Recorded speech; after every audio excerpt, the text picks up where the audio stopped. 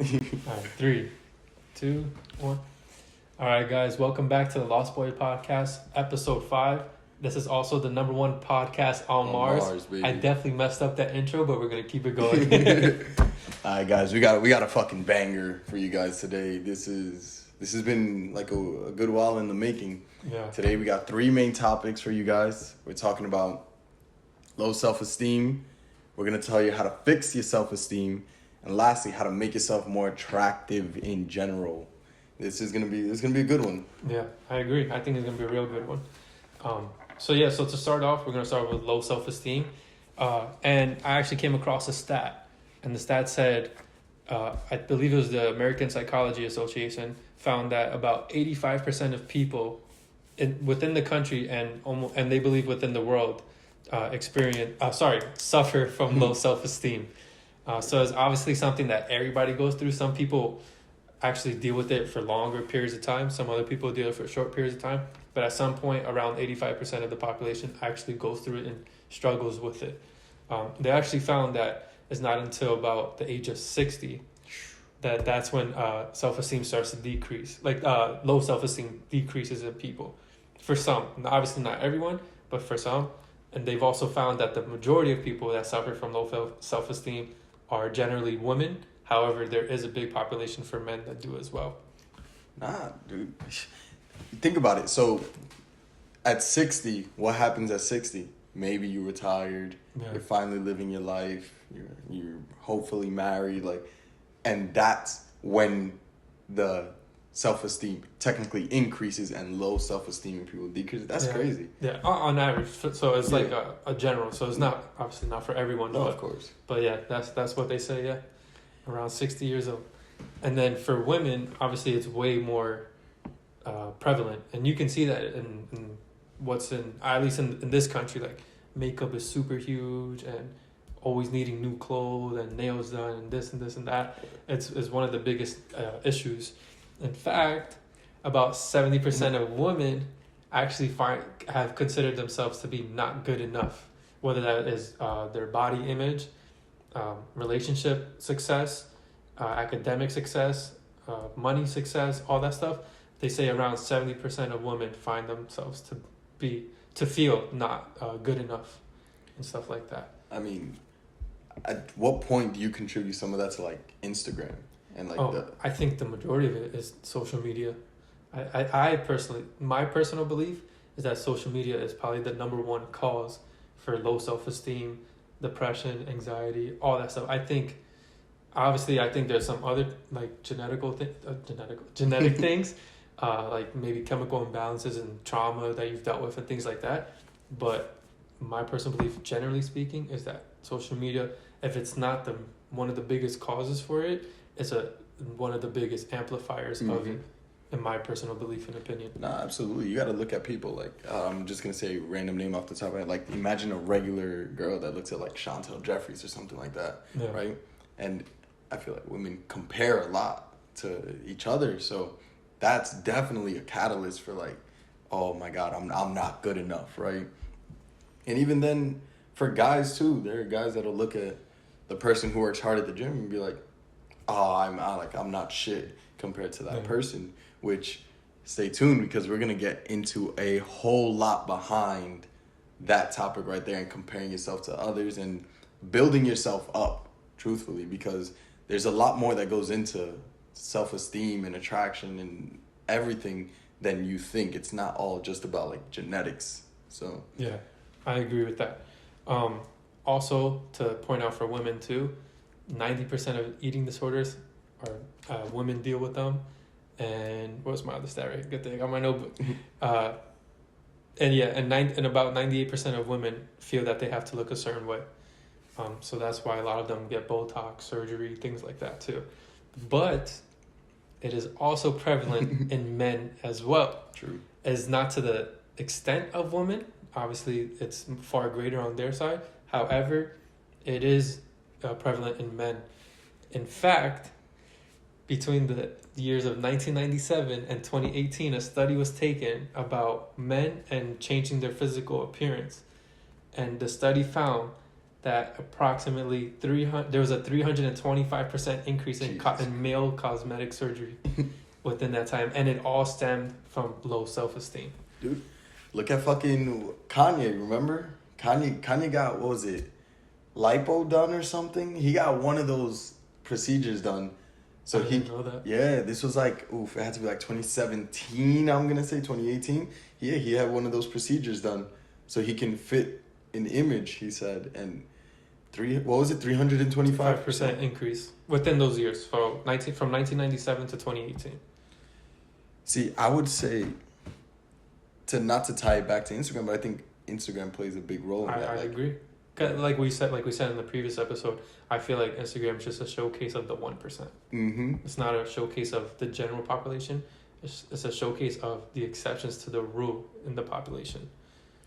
That's crazy. Yeah. To me, to think about that, whereas plastic surgeries and things like that was always like, oh, that's a woman thing. Like, she's gonna go get her body done. Send you to Dr. Miami to get your body done. Yeah. But then now, where it's like even men too are trying to get these surgeries done. To me, that shows how much we've changed as a society. Yeah. Like, there's all types of surgery for men. They can do penis enlargements for men now. You can go to Dr. Miami and get a penis enlargement. That's how down bad people are becoming. I'm gonna need that number for a friend. What's it called? But no, sorry to interrupt. I was just gonna ask, like, why do you think low self-esteem is such a big reason besides the social media aspect, in your opinion? I would tie that into a lot of like diet. I would tie that into a lot of external sources of validation. So social media side, things like TikTok, all that. We as a society eat like shit. If you were to put everybody in a bowl together, right? Mm-hmm. We eat like shit. And there is scientific data to back that the worse you eat and the more processed foods you eat, the lower things like for men, your testosterone can be. For example, everybody has heard of BPAs and plastics are bad. Yeah. The average American eats a credit card's worth of plastic per week. I heard that, was it 2 days ago? I came across that stat. A credit card worth per week. Yeah. So now imagine what that's doing for your body. That's why we have so many illnesses. And I'm going on a little tangent here, but to get back to the point, these foods that, for lack of a better term, decrease your frequency. Like, if you eat, for example, if I eat Taco Bell before I go to bed, right? I don't wake up as energized or as like happy, so to say, than when I don't, or if I eat something healthy. Yeah. When I was consistent with, and I had my diet regimen, I was definitely a higher frequency being. I just felt happier. I operated better. I had more energy. On top of that, just putting the diet to the side, we as a society seek so much external validation from others, and a lot of people, I don't want to say we, because this doesn't apply to everybody, but there are a good majority of people that this does apply to, that their self-esteem is based solely on their social life. The approval of others. Yeah. How many friends do they have? Are they going out a lot? Are they traveling? Like, we're using the wrong metrics as a society to build ourselves on. The foundation is weak. So what happens when you build on a weak foundation? Eventually, something's going to happen. Everything's going to come crashing down. So would you say, like, that has to do with a lot of people's egos being hurt and people being sensitive and things like that too? Oh, absolutely. Absolutely. So I have a question. Ooh. And I want to know your opinion on it, and then we'll go from there. So the question, I wrote it down, is do you, and I wrote men specifically, but I guess, well, I don't know, I feel like it would be easier for us to relate to the guys more, but also mention your perspective maybe for women as well. Although my stats and what I have is more, what I found was more for men in this part. There wasn't really much about women. Before you ask the question, we are two guys that are on this show, so it's like, we will touch on as much as we can, but a lot of the things we discuss here is going to be from a male's perspective. Yeah. We're going to tailor our content more towards men, but we're going to be more relatable to men. Yeah. Just naturally being fucking. Yeah. Men. Also, I don't know if you're with it. Mm-hmm. I would like to bring a woman on. Absolutely. And hear their perspective about all of this, like low self-esteem, confidence, attractiveness, and all that. Because we can only speak from our perspective, but we have the male perspective. I would like to hear the woman's side of it and what goes through their mind and what they think they need to do and things like that. So that's something for like the future that we could do. And if you're a woman, you're watching, you're interested in being on, comment down below. Also, like and subscribe. But yeah, anyways. Number 1 podcast on Mars. On Mars. Continue.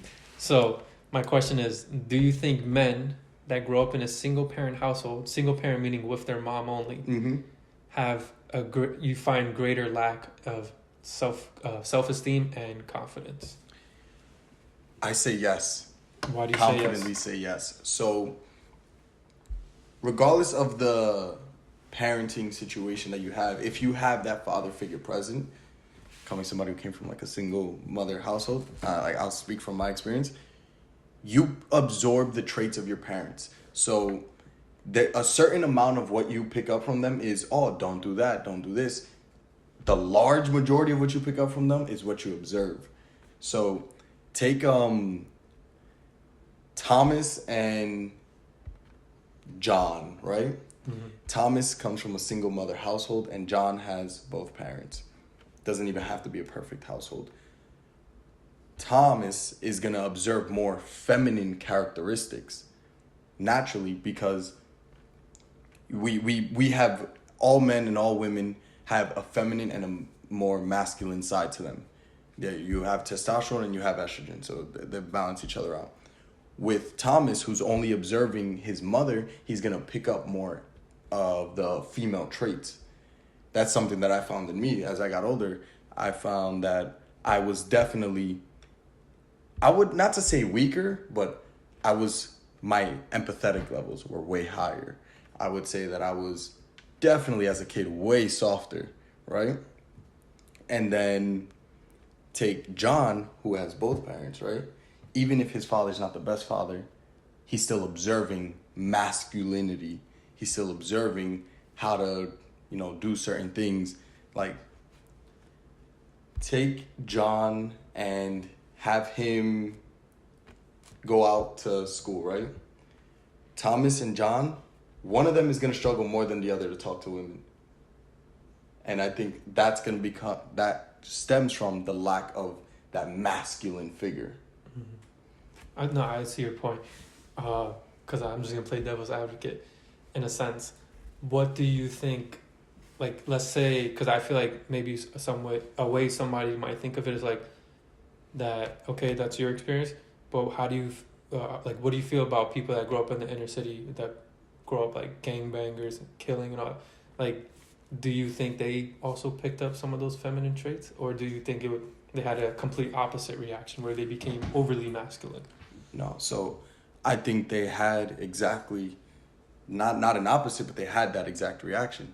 So what does society say, right? Women are very emotional, right? That's the general consensus throughout society, right? Mm-hmm. Well, guess what? Take Thomas, right? Who didn't have that father figure. Remember, we men and women feel anger differently, right? We tend to be more aggressive. So take Thomas, right? Didn't have that father figure. Now he's gonna be, let's say, more feminine, right? But your anger doesn't change. So he never learned how to control that anger. It's hard for a woman to teach a boy how to control his anger, because I truly believe she does not experience the same level of anger. So eventually he's going to get mad, right? Mm-hmm. Thomas is going to, whatever happens, it's life, right? He's going to get mad. The chances of him knowing how to control that anger are very low, because he was not prior taught to control, like how to control that anger. Yeah. So this is why we see kids who act out in schools, or kids who come from dysfunctional households that are more aggressive tend to fight more. A single parent household, the chances of crime are actually greater. So it plays a massive role. You don't have the balance. So with a single parent household, you're going to experience more extremes. and experiencing more extremes with anger and attachment, because that's a big part of a single parent household. You tend to have more attachment to that parent, comes insecurities. So you're living on a lot of opposite extremes and not really being taught how to balance them out. Yeah. So that is going to hurt your self-esteem too. I don't remember the exact number, but it's something like 80% or so. Like you're 80% more likely to commit a crime from a single parent household. Yeah, that's the correct stat. But yeah, you touched up on a lot of the stats I was gonna bring up later on. That there's more risk for people that grow up in single parent households. Like you said, they're more likely to commit a crime. They're more likely to have lower academic achievement. More likely to have disciplinary issues. They're more likely to have deletion attempts. I don't want to say the word because then we would get strike for it. Yeah. They're more likely to have psychiatric illnesses. They're more likely to abuse alcohol and drugs. Like they get the more extreme end of the spectrum. And a lot of it, when I did the research, I was doing it for low self-esteem, but it also tied in with the single parent household, how the two kind of coexist, where being in that single parent household can cause a low self-esteem, and in most cases is the root of the low self-esteem for most people. Not everyone, but for some. Like obviously there's exceptions to the rule. There's some that do things other ways and stuff, but overall that's what I found. Also, what I did find though was that there are examples of low self-esteem and those same behaviors exist with two parent households, when the parents are very when they're more authoritarian. So like they're more controlling, strict, pressuring on the kid, and like hold them like very down and low. You get the same response. Through my research, that's what I found, that also does exist there. However, it is more prevalent in single parent households. So to follow up, I do have one more question. Ooh, let's go. So with all that being said, do you think that people, for example, that come from a single parent household and have low self-esteem, or that just have low self-esteem in general, not specifically just because that was their situation, do you think that they overcompensate and go to an extreme with what their perception of confidence is? And do you think they overact that sense of confidence to what they believe is confidence, but in reality it's not? Yeah, absolutely. And I'll give you an example. We've all seen the girl with the daddy issues jokes. Yeah. We've all seen them, right? But there's some truth to that, because take a girl whose relationship with her father is strained. She is seeking a certain level of validation. So it's similar to the way we seek our mother's validation as little boys. Like for a boy, your mother's your first true love. For a girl, it's your father, right? So they like society cracks jokes about that, but there's actually some truth to that. So seeking that validation when you don't get it as a kid, you need it no matter what. As much as people don't want to believe that, so people tend to turn to, friends and lifestyle, for lack of a better term, and that could be, needing to be perfect on Instagram. That could be needing to post more provocative pictures for girls. Maybe for guys, it's needing to be with so many girls, like whatever it may be. Yeah. You need to feel that sense of validation. And I think that's a lot of people who spend every weekend in a manic state. So like trying to go out to as many parties as possible, get drunk as possible, things like that. I think a lot of that has to do with seeking that validation that they weren't filled, that they didn't have filled as a kid. Yeah. So the way I think about it too is like they see other people that maybe grew up in a better situation than them and how they act, and then maybe because they didn't have that, their idea of, oh, look, they're confident is that. But in reality, it's really not confidence. It's just a dumb kid or whatever the case may be. And they use that as their fuel. So then you find like sometimes kids trying to show, like kids with low self-esteem, you would see them try to show how tough they are sometimes, for guys at least. Like you see them always trying to they're always trying to be stronger. Like they can't be weaker. And everybody has to know that they're stronger. Like they need to make sure that everybody knows it. They can't let no one know that there's some type of weakness in them.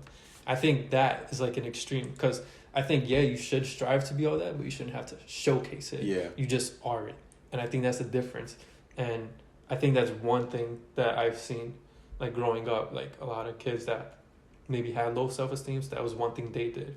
Or they were like, they took things just too far. Like they didn't know when to stop. Like, let me think of like a better example. But like in the meantime, like basically that, like they take things to the extreme. So they'll, so in other words, their perception, right? So their perception is flawed in a sense. So like, forget. So look, to build off of what you said, because I see what you're saying. I said like 100 times. So I kept losing my train of thought. So taking that extreme, right? Taking that extreme goes back to, like I mentioned before, right?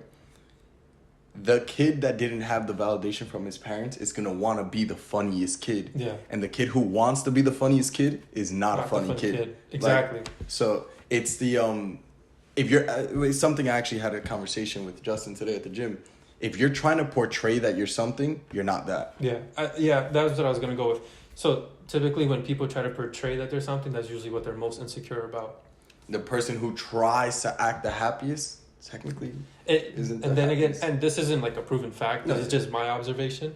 The way I perceive it is that when people like overcompensate on one thing, it's because they're really insecure about that thing, and that overcompensation is trying to prove that they're not insecure about it. That I am secure about it, but in reality, it's just showing more that you're more insecure about it than anything.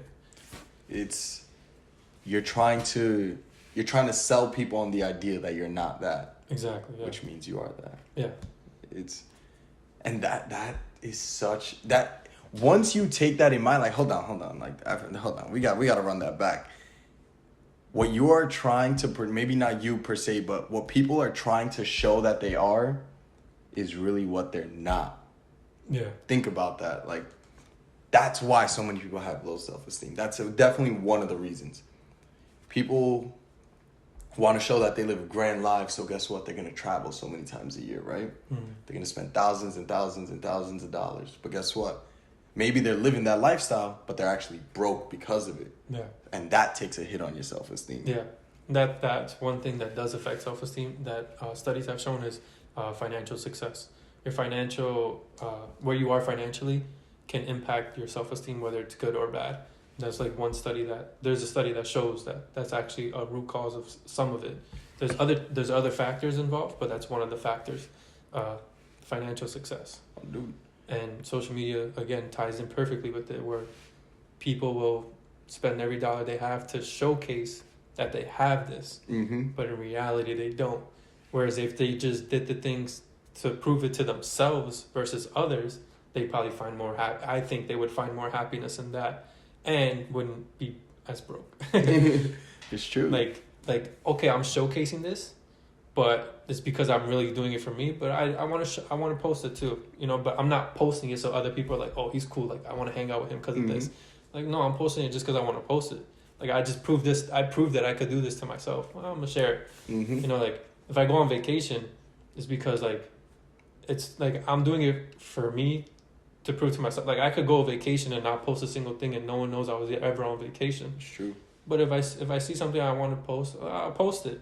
Like I'm not doing it for the validation of others. I'm just doing it for myself. Like I just feel like doing it. This is how I'm gonna express myself. You take it how you want to take it. But this is how I'm doing it. It's not like if you think I'm a piece of shit for posting this, then I'm a piece of shit.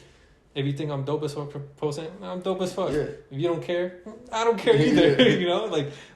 I'm not doing it for others. You got to do it for yourself, and that's where the self-esteem kind of starts to like go up and become better when you start doing things for yourself and not so much for external sources. Absolutely. When you're seeking too much from other people, you're digging a hole in yourself. You're telling yourself that, you know what, I can't be happy alone. Yeah. And or that's that you're not good enough and things like that. I will say 23, right? 23. If you were to look at our age group, we easily have to be the most codependent age group in fucking history. What do you mean by that? So, codependent in the sense of like, I go into a relationship ends, I need to jump to another relationship. Okay. Because not me personally, but our self-esteem as an age group is so low that we need to fill it with relationships. I can see that. When in the relationship aspect, I definitely see that. I've seen a lot of people just jump from one to the other. Like, you see somebody, like, they break up. Like, you find out they broke up. Oh, yeah, they broke up like a month ago. 2 weeks later, they're in a brand new relationship. Mm-hmm. Love of my life. I'm like, that fast? Like, you didn't even take time for yourself. Like, how do you really know? I mean, yeah, sometimes it works out, but most of the time, it's probably better not to. I remember I tweeted this out one time. I was like, damn, that's your 93rd soulmate this month. That's a good one. Let me double check this camera quick, but no. But no, so that, I think this is a good segue into like building your self-esteem, right? Yeah. Because as much as I've negatively spoke on external sources for self-esteem, it's impossible to not have external sources in your self-esteem. Yeah, of course. We're social creatures, right? Yeah. So we all have egos too. It's true. So you need some form of social validation. I don't care who you are. Yes, you do. You're a social creature, my guy. Like, whether it doesn't have to be like, oh, likes on Instagram, but, you know, being able to interact with people, you know, maybe that's enough for you. That's enough validation where you had a conversation with somebody, but you're an introvert, and then you go back to your life on like a very calm basis where you do your own thing. But somebody who is totally alone is not healthy. Yeah, I agree. I think that brings down the self-esteem more. Agreed. Being alone. I think you also need to put yourself out there too. And I think there's other things you can do to raise self-esteem. Obviously, you could there's a whole bunch of things you could do. You could, do things that are going to make you more competent, which then is going to make you more confident, and then make you, in return, bring your self-esteem up because you feel better about yourself for knowing something or being something. So you could read more, become more knowledgeable, become more intelligent. Oh, yeah. You can... again, back to the gym always comes up. The gym is always going to come up. I think the gym is really important. And also one that is really important, I personally don't do, but I want to start doing. And I've heard many people say it. Also, studies show it too. That's really good to boost people's self-esteem. And it's shown that it has, is getting into like mixed martial arts. Oh, yeah. For example, like jiu-jitsu, judo, Muay Thai, things like that where you're going to get humbled and stuff. Yeah. Boxing, you can also do as well. It's shown that it creates discipline, it creates structure, it can create mental toughness. It helps you embrace the failures so you don't feel as shitty about the failures. Instead, you want to fight back and become better. It helps with emotional control so you're not... So somebody calls you a bitch and then all of a sudden you're in handcuffs because you just beat the shit out of them. Like you can just like laugh it off and be like, listen, like you're making a mistake if you actually come and try to hit me because I train and things like that. And then the biggest one to me is it makes you become comfortable with being uncomfortable. Oh, yeah. I think that's a really like important attribute that people need to have. Learning how to become comfortable with being uncomfortable. Because that's when you grow the most. And I think that's when your self-esteem grows more. Because if you're in an uncomfortable position and you know that you can be comfortable per se, but in other words, like like, okay, this sucks. But okay, I'm gonna make it out of this. What am I gonna do to get better? Like you look for the positive in it, it brings everything else positive with it and stuff like that. I think that is a super important trait, and it doesn't even have to be mixed martial arts. Like when I did yoga one year, right? So when no, I'm serious. Yoga's amazing. Everybody should do yoga. But I was playing baseball and like I needed an extra credit in college, so I was like, I'll do yoga, right? Because it was me and my teammate and like 13 other women in the class. So we're like, yeah, we're doing yoga. So we started doing yoga, but then I actually really liked it. And one of the things it taught me, which really helped me, was becoming comfortable with being uncomfortable because like I was somewhat stiff, and everybody else was like super flexible. And I'll be in these positions, like these stretches, and I'll be struggling. Like your natural reaction is like, stop and just give up. Mm-hmm. But then like you're forced to just keep going through it, and then eventually you learn how to relax your mind. And my mind it got to a point where like being so uncomfortable didn't affect my mind no more. Like I would feel that anxiety per se, like just give up, whatever. Mm-hmm. But there was also the other side of me that became so much stronger. That was like, just breathe, relax, you're gonna be fine. And then next thing you know, I got through it, and then I became more flexible. And then that actually, I noticed afterwards how that applied to everything else in my life, where there would be situations where like most people start like panicking, like, and I'm just mad calm. I'm chill, like I'm just calm. I think that somehow, some way plays a big role in your self-esteem as well. I'm trying to think of like an example to make it correlate a lot better. But again, I just think that feeling of knowing how to handle stressful situations and things like that, it creates that confidence, like, okay, I'm going to get out of this. And I think that confidence is what boosts your self-esteem in return. What you circumvented is you put yourself in a position to overcome, right? Mm-hmm. And that is the real root to me of building self-esteem. You know, I'm stiff, or whatever. This is uncomfortable. Oh shit, we got through it, right? You have to show yourself that you can do things, that you are capable of it. That's why people who might not necessarily know how far they can run. Oh shit, I ran a mile. I didn't know I could run a mile. You feel that much better. Yeah. You didn't know you can stretch that much. You stretch that much. You feel that much better. You didn't know that you can anything. You didn't know that you can do something, and now you know you have the ability to do that. You grew. You got better. Yeah. You learned. That right there is so important to building your self-esteem. You have to know that you are capable of more than what you already know, or know that you can figure it out or get better. I wanted to ask this question real quick. Self-esteem and confidence, right? Mm-hmm. Would you say, let me rephrase this in my head. So I had the realization, would you agree with this?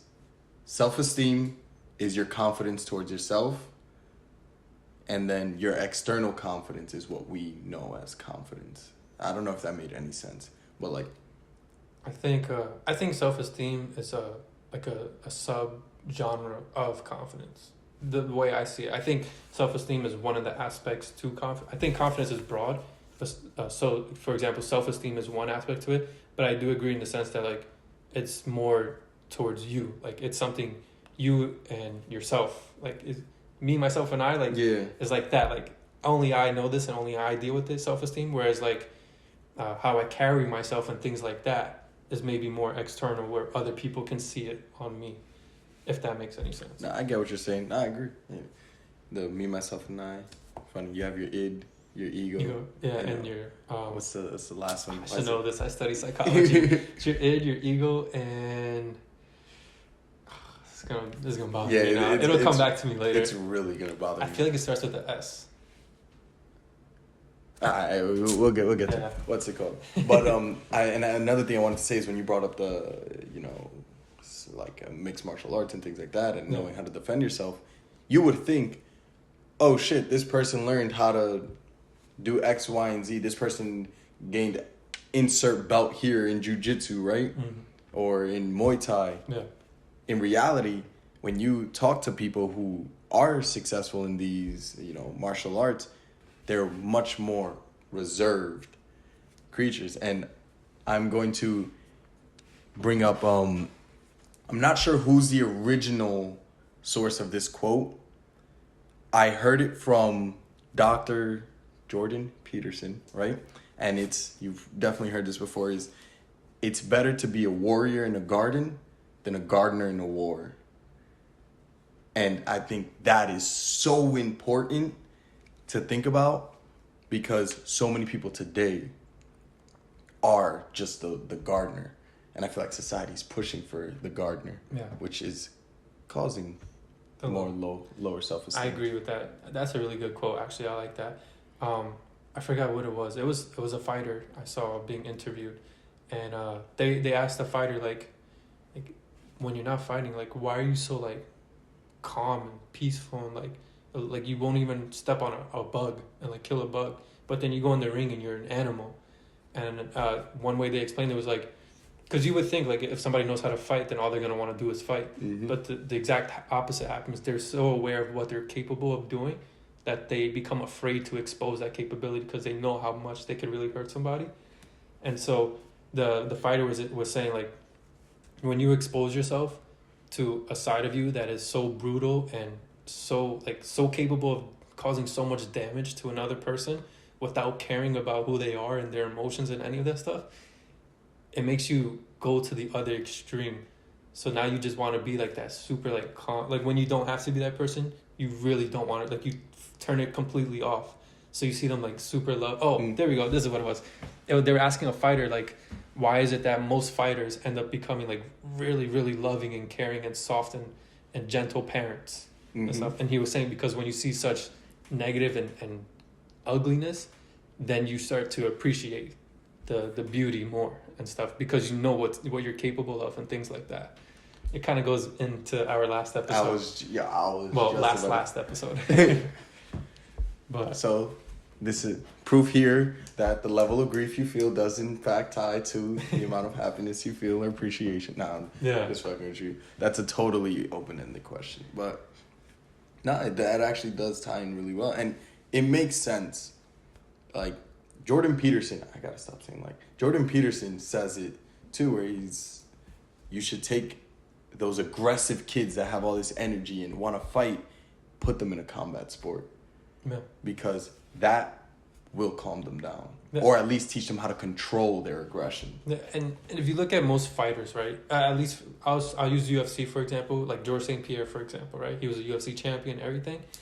The reason why he got into fighting, one, he had very low self-esteem.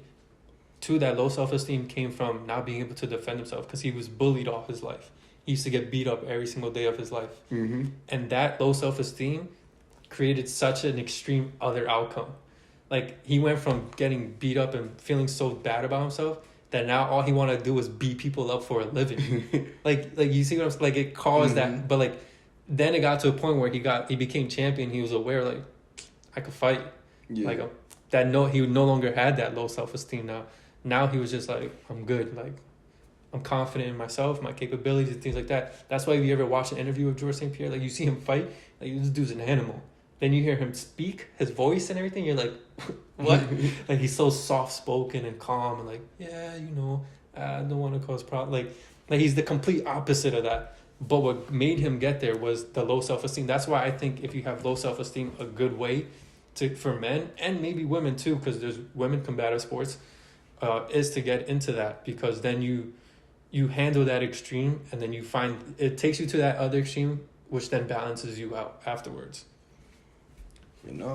So you reminded me with this is more gym related, but as you go through that, your physique is going to change. You're going to improve your body, right?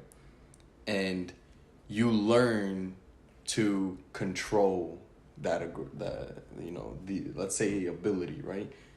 Georges St. Pierre has the ability to beat the dog shit out of like the majority of people. Yeah, any average person. Right? Yeah. No comparison, but he knows how to control that, right? Yeah.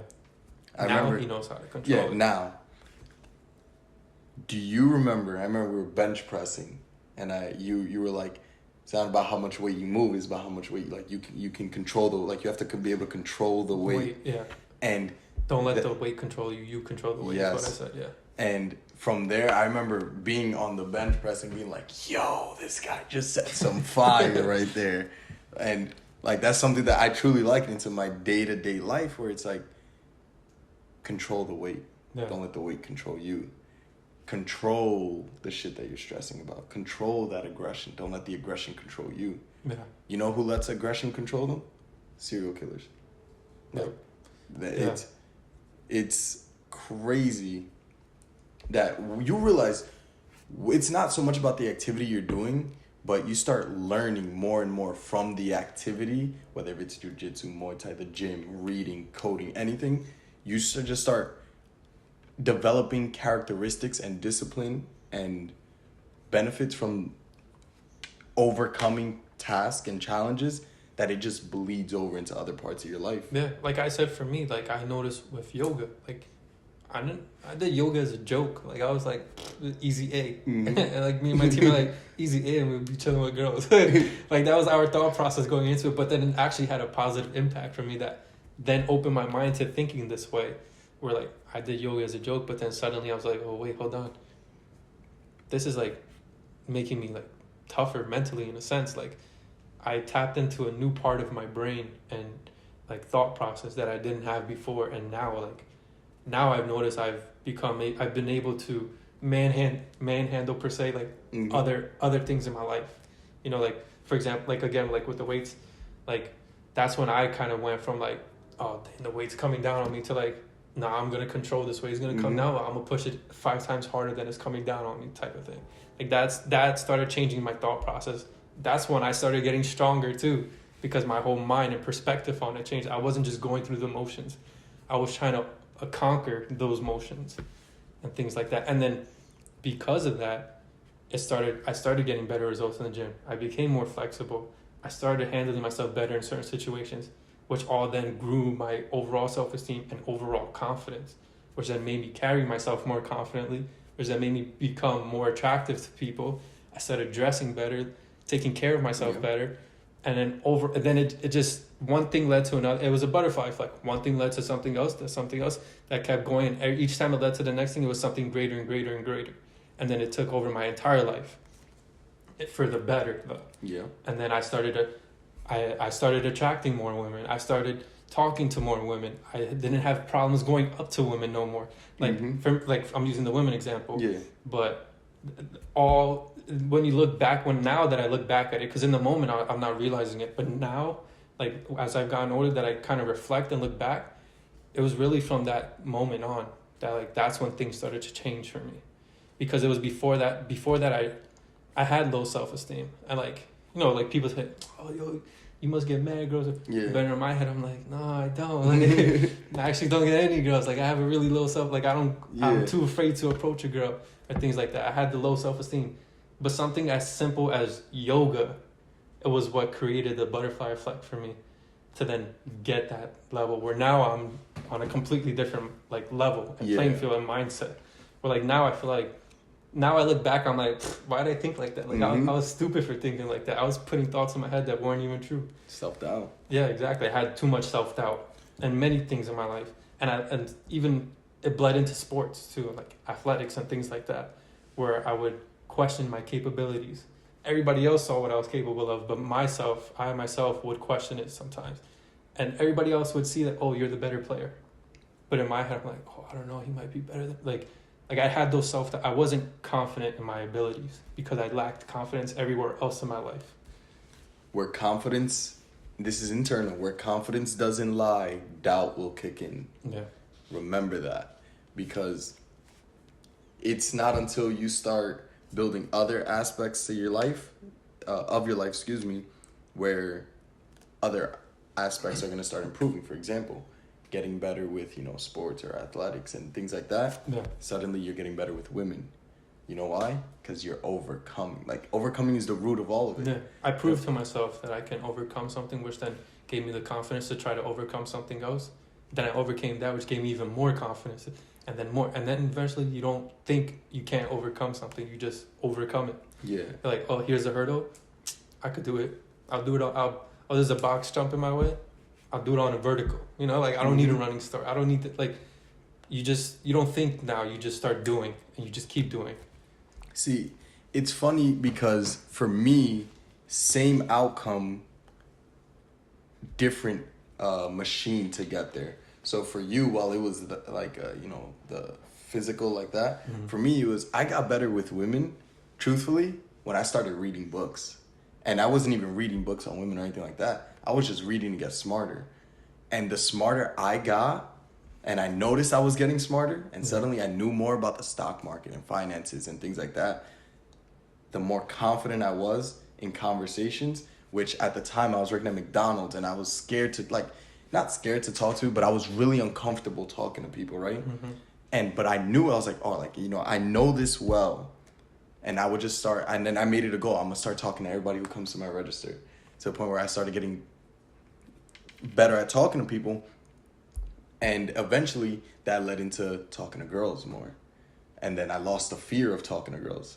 Yeah. And then that led into, like, you know, not being afraid to ask for the number or something like that, because you build that confidence. So now you're losing the fear of rejection. And for me, this long line of command started with something I hated my entire life, bro. I didn't start reading books till my sophomore year. I would say freshman year of college. Obviously I read books between them, the books I had to read for school, you know, The Great Gatsby's, things like that. But once I got out of high school, that I really started reading and growing my mind, that inspired me to grow in other ways. And that spilled over into many different categories of my life. It changed the way I was talking to people.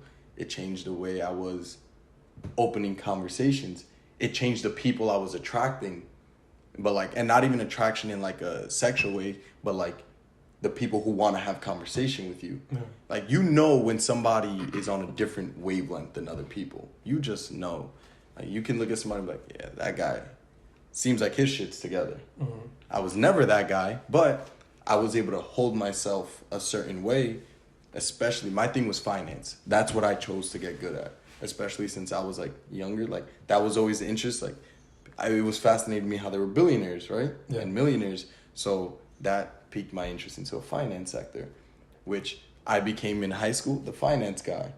I remember I did my senior year presentation on, it was like a skill to like show people or like whatever, it was some bullshit project, but I did it on finance and 401ks and all that and stock markets and shit like that. And everybody else's was so different. Like, one kid did his on like wrestling, like it was a lot of different shit.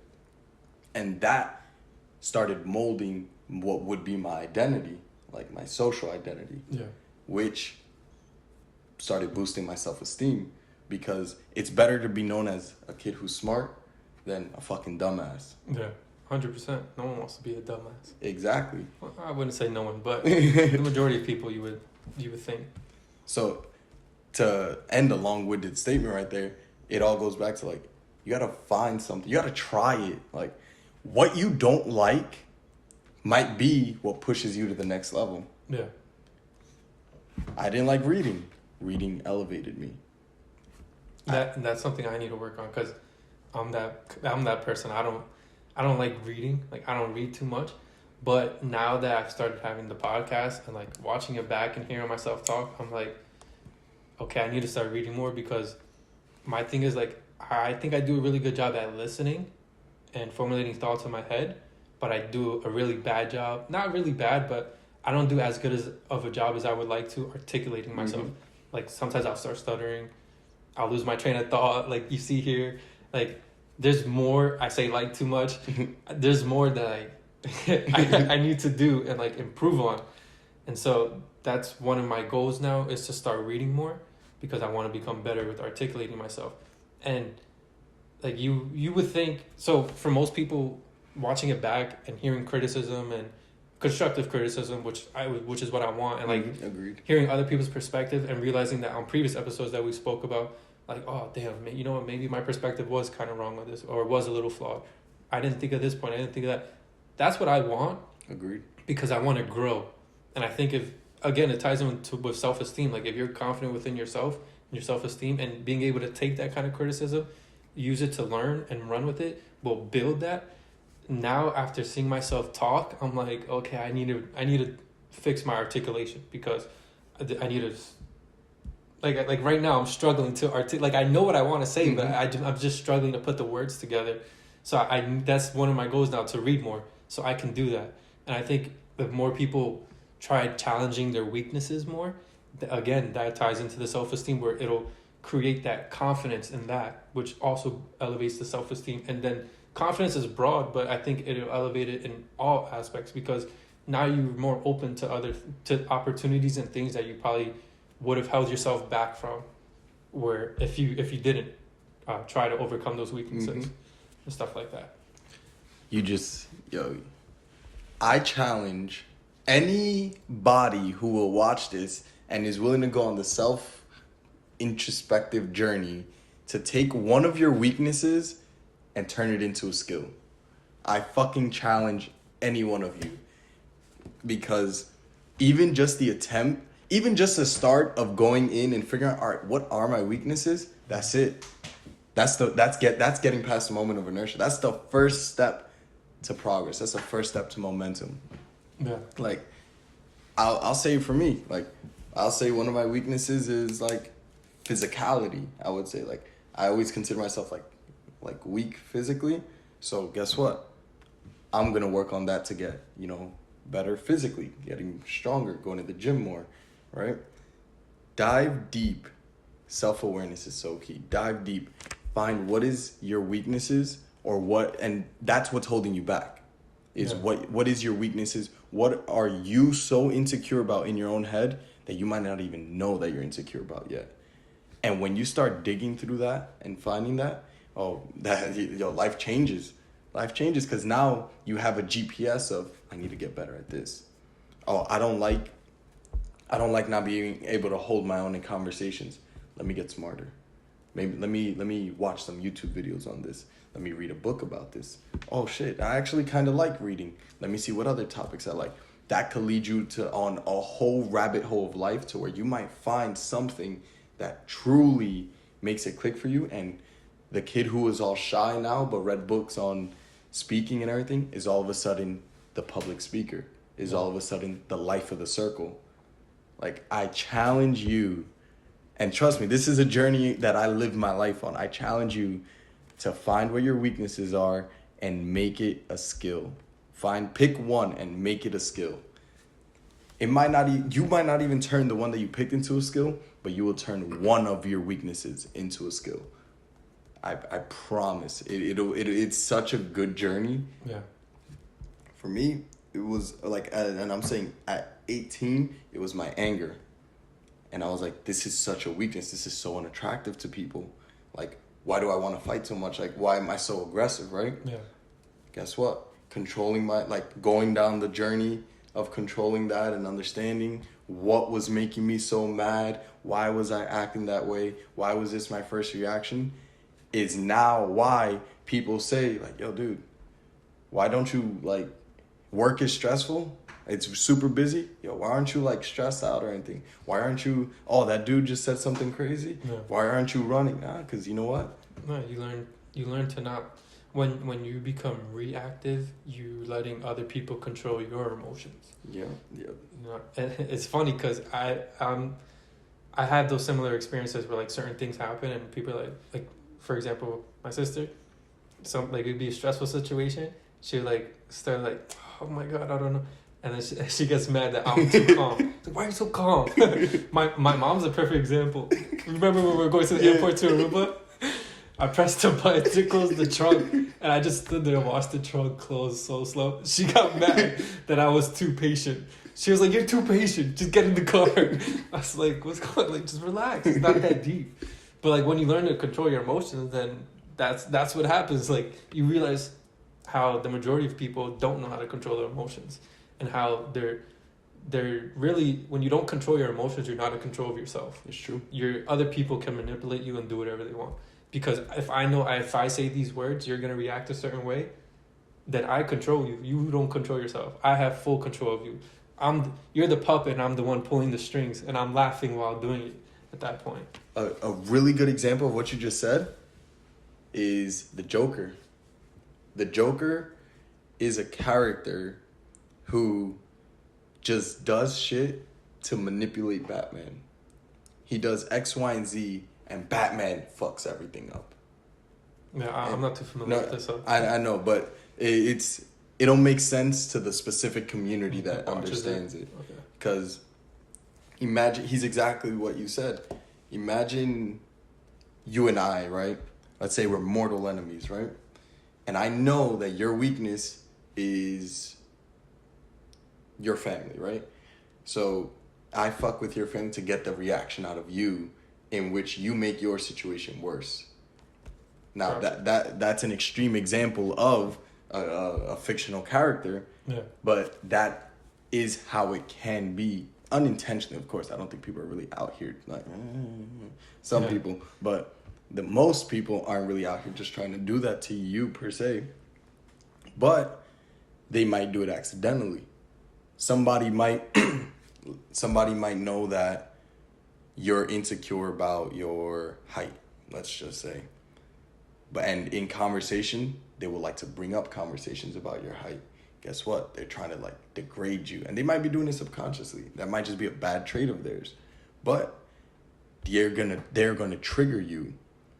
And it's up to you to control that. It's up to you to handle that situation in a way where you're not reactive. Because I truly, truly believe this. Whatever triggers you to act a certain way or to feel a certain thing is nobody else's problem. Nobody else's problem except yours. And it's your journey to overcome that and to solve that, so to say. Because if you get triggered or let's say conversations about mothers trigger you, right? Do you expect every human being on the planet to never talk about mothers? Or is it up to you to understand why that's bothering you and work on overcoming that? So when you're in a social setting and somebody talks about their fucking mother's birthday or something like that, you don't feel a certain kind of way. Or if you do, you know how to suppress it or you know how to handle it. Yeah. I think that's an extreme part of emotional intelligence. Yep. And I agree with that too. I don't have much to add to that. I think you hit the nail on the head with that. But yeah, so and we kind of went in on that. Yeah, that was a wild thing. Yeah, that was not scripted. Yeah, at all. Yeah, we were supposed to like almost be finishing up, but fuck it. We're providing content. We're just, talking how we feel, our perspectives and things like that. And please comment down below what you guys think too, because like I said, I don't want to be right. Like I want you guys to prove me wrong. I want to be wrong. I don't want to be right because if I'm always right, then what's the point? I'm not learning nothing. That's true. I gain nothing from that. But if I'm wrong, then I can learn and then I can be better and then I could deliver more and be more, provide more value the next episode and the next. So please comment down truly what's going through your head at that moment and just say, hey, this is my perspective. This is what I think. Or maybe ask a question. Do you think this, and this? And then we can talk and learn more. And then as a group, as a community, we can progress. And something I was giving thought, which we could get into more. And you guys let us know again in the comments below. I was thinking maybe starting a Discord. Oh, yeah. Where we will post the episode, have the topic, and we have a Discord chat. And then everybody that's in the Discord chat can watch the podcast. And then say their opinions and have an open format conversation where everybody's involved in it.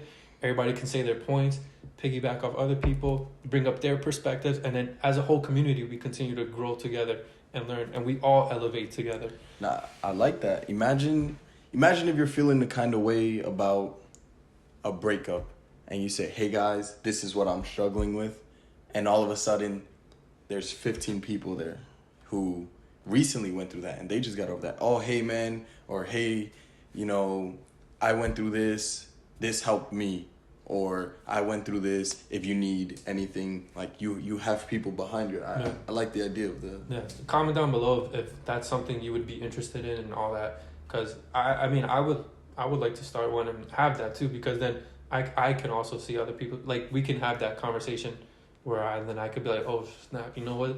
Everything I said in that episode, I was wrong. I'm going to leave the episode up because that's the whole point. But I want to be wrong. And I think people should want to be proven wrong more than proven right. Obviously, depending on what it is you're talking about, right? But anything educational, I want to be proven wrong. I want to have my opinions and then you shit all over my opinions. And I'm like, damn. I was wrong. Because now... I feel the knee-jerk reaction is to be like, oh, I guess I'm dumb. I don't know nothing. But I don't know. I see it differently. I'm like, no, if anything, that builds my confidence. Because now I'm like, oh, shit, well, look, now I know this. So the next time this topic comes up, I'm bulletproof. Yeah. I have ammunition for days. So now I'm extra confident in the topic. So if anything, it does the opposite for me personally. Yeah. I think most people should look at it like that too. Like, I think that's a better perspective and way to go about things. But yeah. Agreed. That's honestly, right there, one of the best pieces of advice I've ever had in my life was when you form an opinion, prove yourself wrong. Yeah. Do your best to prove yourself wrong. Science is literally, when there's a theory that they have and they're trying to prove a theory, science doesn't try to prove the theory right. They're doing everything they can in their possible, like whatever they're capable of doing, they do everything possible to prove the theory wrong. It's when they've exercised every single possibility to prove it wrong, that they can't prove it wrong, that then it's considered a scientific fact. And it should be the same way with anything you believe in, things like that. Like, you should try to have an idea, have a theory, have a perspective and opinion, and try to take everything you possibly can, every perspective you could possibly get, all the information, and just try to shit on your opinion. Mm-hmm. And if your opinion holds ground, sturdy, and like then it's okay. Now you could say this is the truth. But until then you're not learning that. Like, you should want that to be the case. This right here is how you avoid ignorance. Yes, and 100%. So right now, we've all heard the term Twitter University, right? Yeah. So, yeah. I graduated from there with my doctorates. You went to Twitter? I went to TikTok University. Heard you. Full doctors, bro. What's it called? When you take this perspective or this way of thinking, we'll call it a philosophy, and you see certain things or certain conversations on Twitter about things happening in the world, let's say, right? And you're like, all right, this is what it is. Let me read into it. Let me read this perspective. Let me read this perspective. All right. I align more with this perspective. And you start diving deeper into that. And then you're like, you know what? This makes sense to me. Now let me try proving it wrong. That's where you're actually growing. As where most people will say, all right, there's this perspective. There's this perspective. Everybody's starting to believe this. Let me just, all right, I'll glance at it real quick. All right, bam, this is what it is. Yeah. When in reality, you need the two. You need to understand both and try to argue your side down to understand both sides truthfully and actually formulate your opinion. Yeah, it's like think about school, like when they have debate teams and like debates and stuff like that. Like, those people are not trying to prove their point. Like, when they do their research, they're not research. They do some research that backs up their opinion, whatever it is they're debating. But for the most part, they're educating themselves on the other side's argument and saying, okay, how can they prove this wrong? And that's what creates their defense to it. You have to know the opposing side, and you have to not just know, you have to understand the opposing side before you can back your side. And if you don't know that, then you're just arguing off ignorance, which is why, again, I say, I share my perspective, my knowledge, and obviously this is all I know, right? And I do some research, and I try to find research that can prove it wrong, but also prove it right. But I may not come across everything. That's why I want you guys to put me in my place. Be like, no, Gianni, you're fucking wrong. Here's why. Yep. And list it out. And then I'm going to read it. And if I think I'm wrong, I'm like, damn, you know what? You're right. I was wrong. But if I'm right, I'm like, okay, I see the arguments to this. Here's my rebuttal to it. And this is why, and this, and this. And then you just grow, though. But, like, it opens up a new thought process. You're like, oh, let me think about that a little bit more. Hold on, let me think about that before you answer. Like don't just give an answer to give an answer. Like, if you really don't know, just stop, take a second. Like, you know what? Give me a second. Let me think about that. And, like, truly give it thought. And, again, I know we kind of, like, veered off from, like, what the original topic of the show was. But, like I've said again, like, before, and I'm going to say it again, I think that ties into overall confidence and self-esteem and attractiveness too, because it shows that you're confident in you when you can say, you know what, I was wrong. Actually, I like your idea more. I think yours has more validity and holds more ground. This is this and this. I think that's, if anything, is more attractive, or like more of an attractive trait. Not so much like in a romantic sense, but just in general, like, people are going to want to be around somebody like that. Yeah. Like, I want to be around people who are willing to change their mind. I don't want to be around people that are just set in stone. This is it. You can't change my mind. That's it. End of discussion. Don't talk to me about it. Oh, yeah. Because I'm not growing. We're not going to go anywhere in life with that thought process. It's true. We all know somebody like that. Like, I think the majority, again, I think, but I think the majority of the population in the world, at least definitely in this country, is like that. We did touch on a lot there. Let's transition to the next topic. Let's help these people become more attractive. More attractive, because at the end of the day, part of confidence is attraction. Yeah, and feeling that you're attractive. Yeah. You have to know that you look good. Yeah. When you know you look good, you know, what is it? It's when you feel good, you look good, and when you look good, you feel good. Yeah. So, my senior quote was for the yearbook and everything was, whenever I feel good, I look good, and I always feel good. That was my senior quote. Bars. Yeah, whenever I feel good, I look good, and I always feel good. Let's go. So I'll go first. I'm gonna jump with the obvious one, just because this is something, a little statistic I want to rattle off. So for you gym haters, right? Guess what? And I'm gonna aim this at men, just because. Again, it's what we know. Like, we don't have the female perspective, which again, I know you say you would too. I would love to bring a woman on and hear your perspective on everything we've touched on and what we're going to touch on as well. I'm actually going to put the reverse statistics that I have here for women in the description below. So if you're a woman and you're curious, I will put it in the description. But for you anti-gymers, right? Yeah. If you feel like you're struggling to attract women in your life, or men, whatever floats your boat, right? Guess what? You are in competition with other people, right? Let's put it this way. Only 21% of people go to the gym. 21% of men go to the gym, right? That's 2 out of 10. Guess what? You go to the gym, you're already in that top 80%. Yeah. Just to start there. And I see the little battery now. Top 20%. Yeah, so you're in the top 20%, right? Guess what? For men aged 20 to 39, 40.3% of men are obese, not just overweight, obese. And for men 40 to 59, it's 46.4%. That is almost half of all the pool of men are obese. Yeah, that's bad. That's real bad. That should tell you about your competition here, right? If you're trying to build attraction, as a young guy.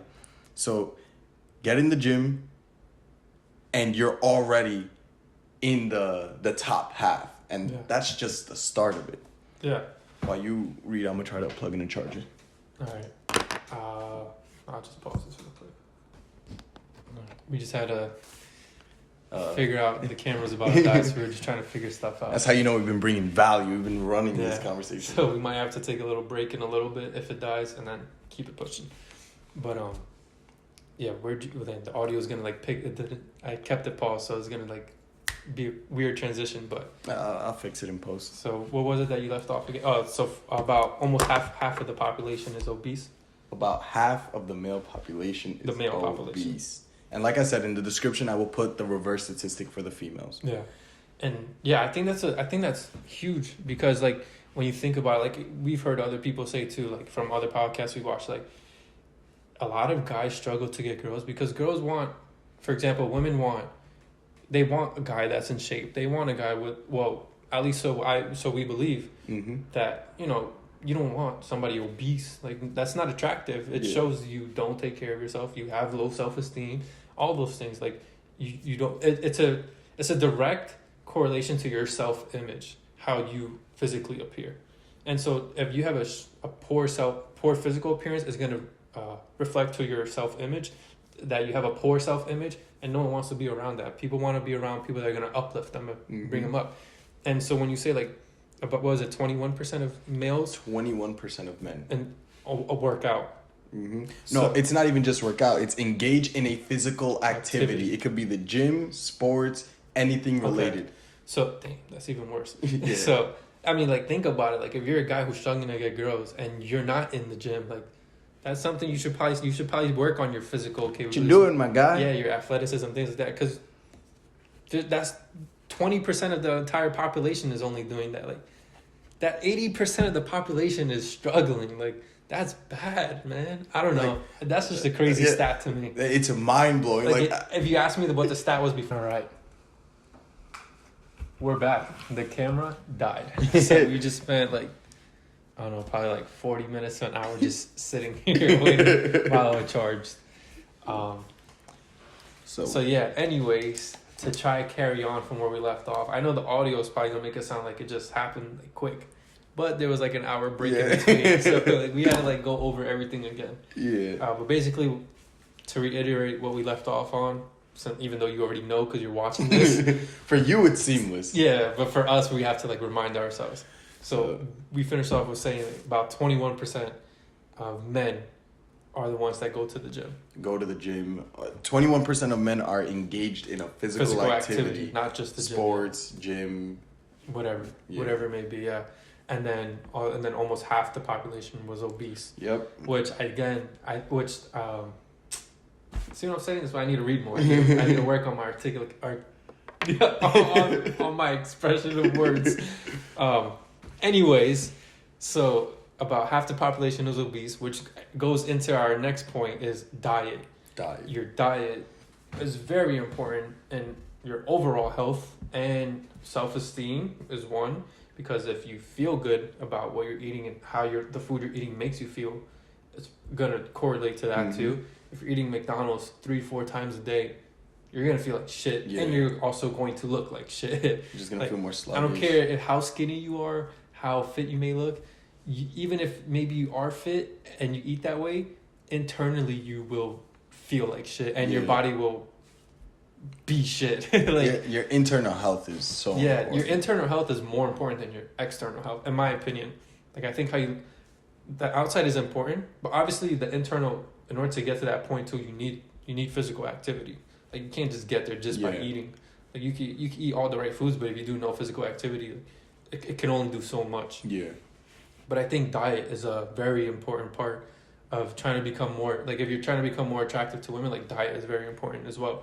Because nobody, at least for me, if I was a girl and I saw a guy and he ate Burger King, McDonald's, Wendy's, that's all he ate, only every single day, fast food every single day, I'm it's kind of disgusting. Yeah.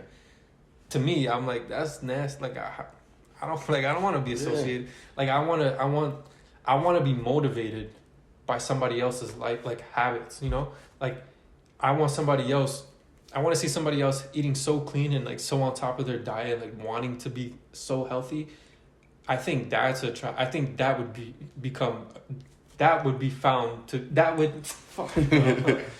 people would find that to be attractive.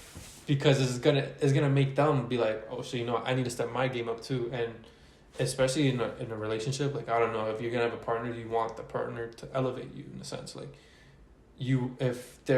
If this is big for them, eventually it's gonna become a big deal for you too. You're gonna absorb their interests. Exactly. So I think that's gonna help with attractiveness. I don't know if there's anything you want to add on that. Diet. Listen. For the guys out there, if you're eating like shit, your dick health ain't that. You just keep that in mind. You're lacking. Lil Johnny's not gonna perform as well. You just want to eat clean, man. Where you can, at least. You don't have to be a fucking perfect with it. Yeah. But a clean diet, health, internal health, it will go a long way. And if what you said about the way other people you want other people who are eating clean and things like that, you want to be that positive influence, because that alone is going to be attractive too. I'll say for at least me, and I've heard other people, gym goers, say the same thing, or people that are physically active, when they want somebody who's a partner or something like that, they look for people in that setting because that's what they're attracted to. That's what they like. That's the lifestyle they think everybody's like. I don't know. For me, I work out, right? I play sports. I stay active physically. But it's something I do. So when people don't do it, or have never done it, I'm like, damn, like how do you do that? Like it's like looking at an alien to me. Yeah. It's like, damn, you haven't even tried. Like you're missing out. Yeah. Like it may suck in the beginning, but when you get over that hurdle, bro, life's great. Life's great on this side. I don't know. Also, I was gonna to add on to the diet stuff is drink water. Oh my God, yes. Drink water. There's so many people that do not drink, 1, water, and 2, enough water. True. Like I knew people in high school that 8 o'clock in the morning, like their breakfast was a can of Coke. I'm like, yo, that's disgusting. Like you're not that's not attractive at all. Like if I'm as a guy seeing girls do it, I was like, I don't want to talk to you. Like that's hella unattractive. And I'm sure it's the same thing the other way around. Even as a guy seeing a guy doing, like, damn, bro, take care of yourself. Like, what are you doing? Look, what you put into your body is what your body's going to build itself on. Your body's constantly rebuilding itself. Cells are constantly dying, right? And what you put into your body, the foods you eat, the drinks you drink, things like that, are the fuel that your body's going to use. Let me say the building blocks that your body's going to use to rebuild itself. Yeah. So guess what? You're drinking Coke every morning. You're eating fucking McDonald's, Burger King, talk about every day, 3 times a day, whatever it may be, because you're too lazy to fucking cook or make something or eat something clean. Guess what? Your immune system is going to be weaker because your immune system's constantly cycling through cells and rebuilding itself, and you're giving it this dog shit and plastic, because there's a lot of plastic in processed foods, to build itself on, which is not good. On top of that, your gut health, which, fun fact, stabilizing and improving gut health has shown that you can improve, your mood and stabilization. Yeah, and to add on to that too, there is a correlation to it with feelings of depression, anxiety, and all that as well. Oh, that's gonna be a fire conversation in the future. Yeah. But that's actually good to know, though. But so on and so forth. Your food, your water. Water, so where's what? Is it 75% water? Something like that. So that kind of should tell you, oh, shit. Yo, hold on. You know what gets me tight? When people say they don't like water. Yeah. What? If I hear them, I'm gonna be honest. I don't say it to them. I let them be. But whenever I hear somebody say, water's disgusting. Like, if like... Let's say it's a girl, right? And I think she's pretty, whatever. She could be the prettiest girl in the world. The minute she says, ew, water's disgusting, I'm 100% unattracted. Yeah. From that moment on, I don't care how pretty you are, I will never take you serious. Like, and I won't even bother wasting my time with you. Like, something about that, it just turns, like, imagine me as a guy feeling that way. Now imagine a girl. Mm-hmm. Like, where there's such a small percentage of men that actually live the healthy way. So when they see that healthy way, it's like even more, like it seems like way more exponential. Mm-hmm. Like how like, wow, this is amazing. And like as a guy, I'm willing to like turn down the prettiest girl in the road if she says water is ugly. I don't care how good you look. If you say water is disgusting, you need to work on your health. Go look yourself in the mirror and think about what the fuck you just said. Yeah. Like, and if that hurt your feelings, too bad. You deserve it. Yeah. If you don't like water, bro, you're like, oh my God. Yeah. As a guy, if you don't like water too, bro. Yeah. Come on, man. Like, your skin needs water. Everything. Like, yeah, like everything needs water. Like, I'm not even gonna get into the details. Everything needs water. Your body needs water, right? The way cars need fucking gasoline or diesel, you need water. I almost forgot what the fuck water was called for a second. H2O. But yeah, so another thing that ties in with that can help, that the fitness area can kind of help, but not necessarily has to be fitness, that also helps with attraction. And it's something I do that I need to work on too myself, is posture. Oh, absolutely. My posture when I sit down is so poor. And I think having good posture is a very, like, people find that attractive, seeing somebody with good posture. Like, no one wants to see, like, the shoulders slouched, like, walking like that. Like, it shows lack of confidence when you walk there. You gotta, retract your shoulders, chest up, that shows more confidence. It sounds like cliche, like, come on, get out of here. But it's the truth. Like, True. no one's gonna take somebody, like, if my shoulder's like this and down like this, shut up, bitch. No one's taking me serious. I'm gonna look at the person and be like, okay, like, I'm just keeping, like, you're not gonna intimidate, you're not gonna do nothing for me to be like, whoa, or like, damn, hold on, I really gotta be on my game. Yeah.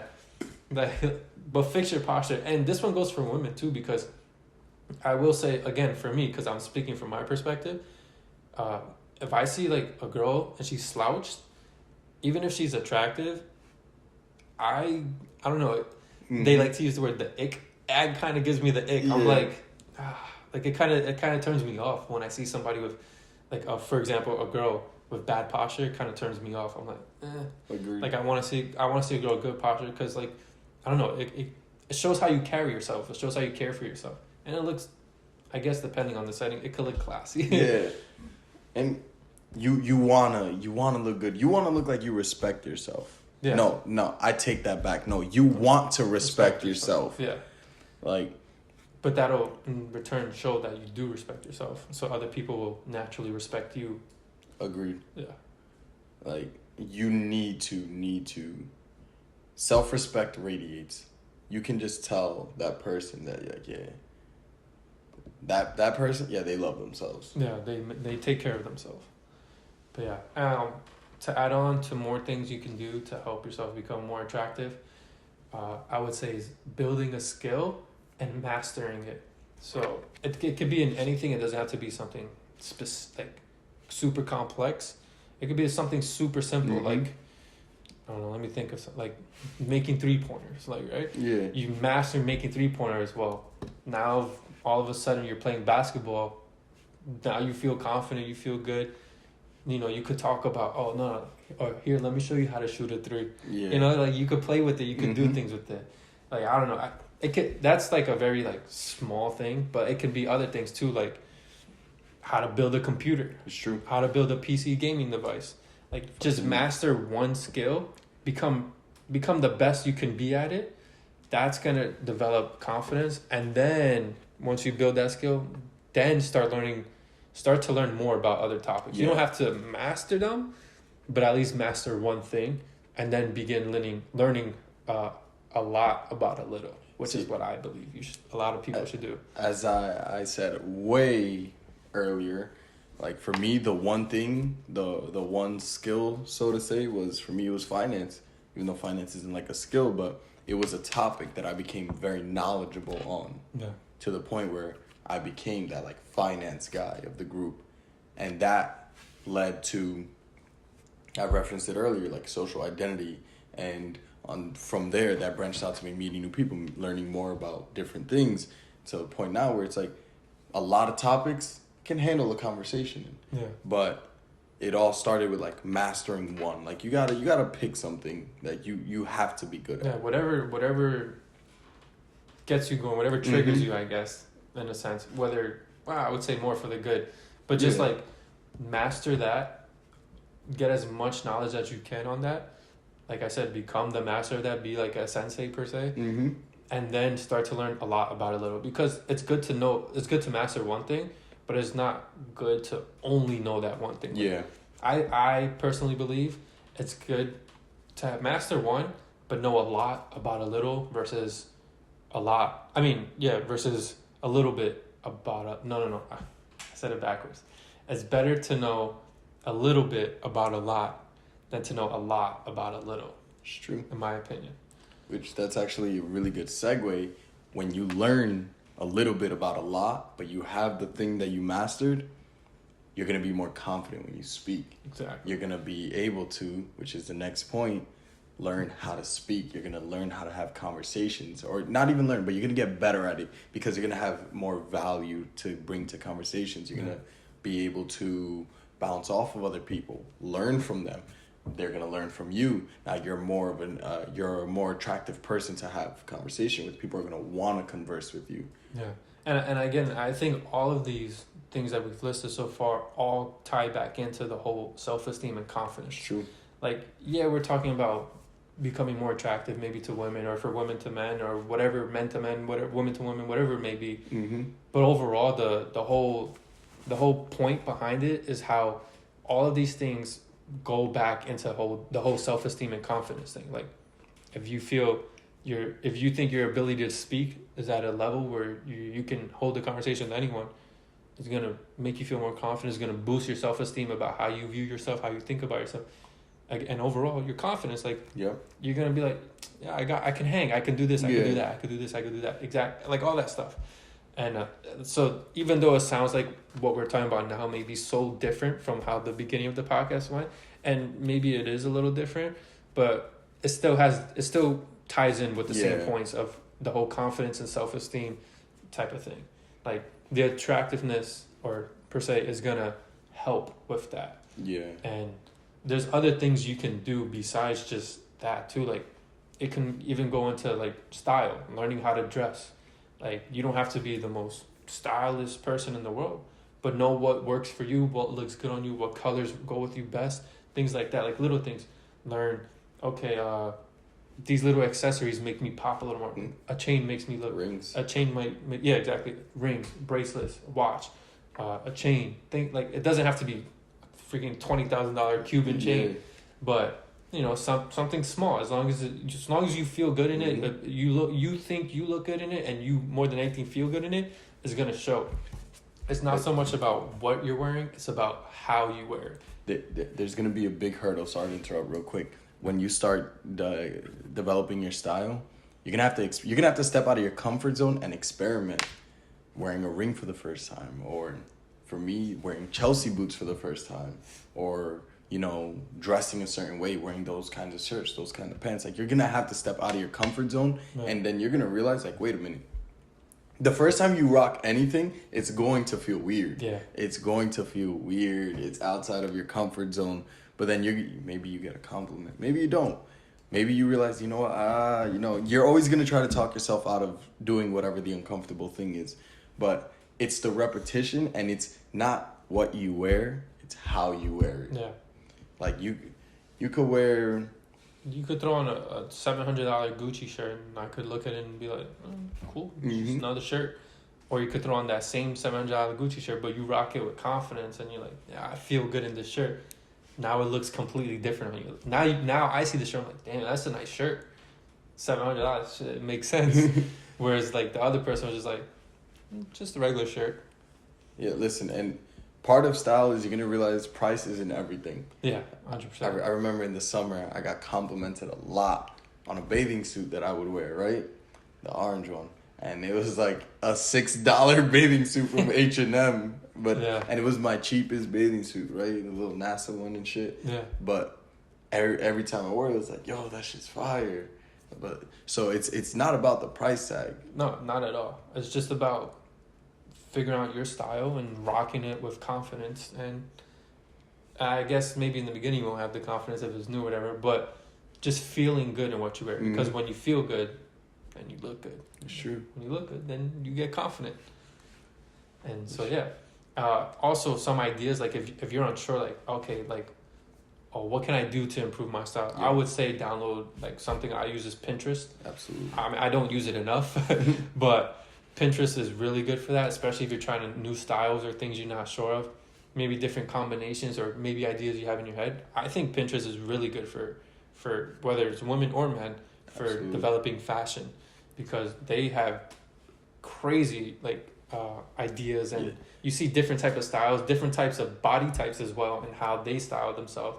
And then you can compare your body types to other people and be like, oh yeah, I think this would look good on me actually. This and that. My skin complexion might go well with these colors. Things like, you just find little things and you're like, okay, I'm gonna try copy this outfit, see how it looks on me. Yeah. Pinterest is such a powerful tool for building style. Like, it is a platform built for that. Like, it's a platform built for bringing together ideas, right? It's not like Twitter in the sense of where, like, you're just going to post some words. No, you can only post images, right? And images are on a certain topic. So it'll be like, for example, remember when we were buying the trench coat? I kept looking at, how are people rocking these trench coats, right? Yeah. Which colors? The top coats. Yeah. And then there was with the suit. Like, you know, when I was looking for like a gray suit, I'm looking, all right, oh, they're rocking it like that. All right, I like you. Then you start mixing. That's when you know you're improving. Is when you start. I like this from this outfit, but that from that outfit, and you start mixing. That's developing your style. You're taking inspiration from different places, but bringing it together and making it your own. Yeah, honestly, at the end of the day, it's just rocking it, like making sure you feel good. Like, look at what Kanye wears. Like, I'm sorry, but I find his fashion like stupid. Like, I look at some of his stuff and I'm like, this shit is ugly, bro. But he rocks it like it's fire, and everybody buys it because of that. Like, they buy into the confidence behind it. That thing, oh, if I wear this, like I'm a feel good. I'm a look good.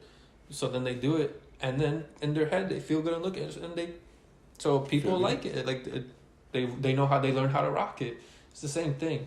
I also skipped over that next point. So to take it back a little bit, another point that you can do to make yourself more attractive and make people overall just like bring confidence to you and make people overall want to be around you is having ambition. Oh yeah. So I skipped that. Probably would have flowed better the other way, but it is what it is. Have ambition, like have a purpose. Like, you know, if you don't know what your purpose is, then actively try to find that purpose. Like, don't just be like, like, because I've done that. Like, I didn't know passion, like my passion or purpose, and I still don't kind of really know. I think this is more like something I'm passionate about, and like I find fulfills me and stuff. Maybe it's my purpose, whichever one.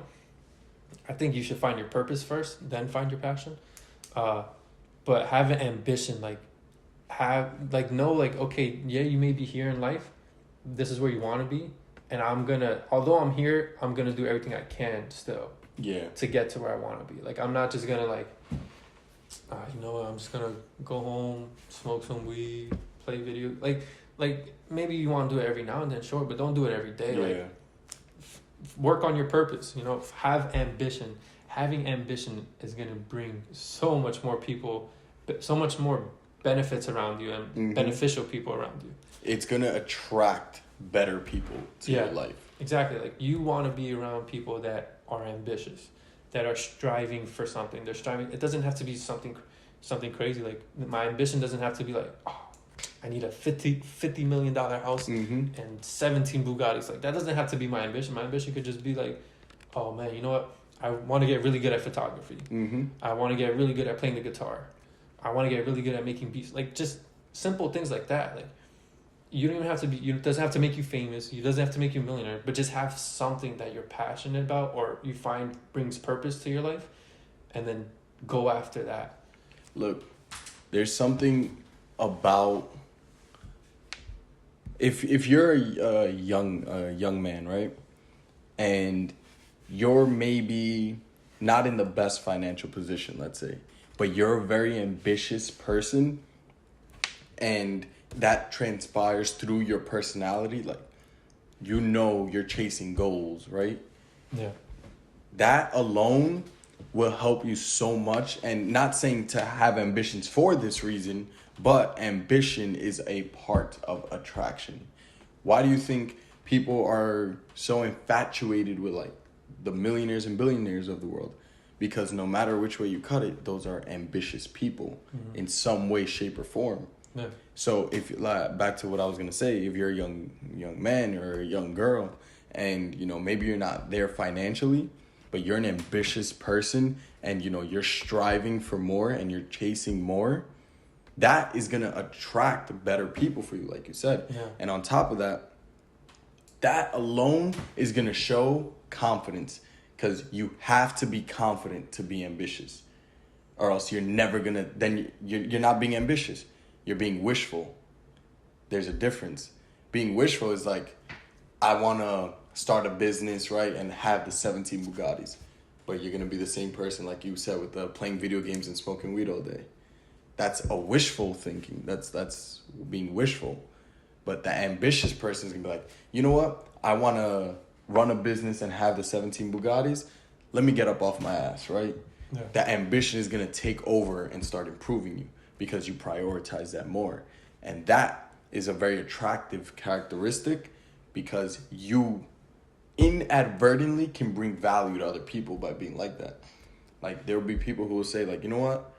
I thought of you and I decided to go to the gym today, or I decided to pick up a book and read, or I decided to study a little extra, right?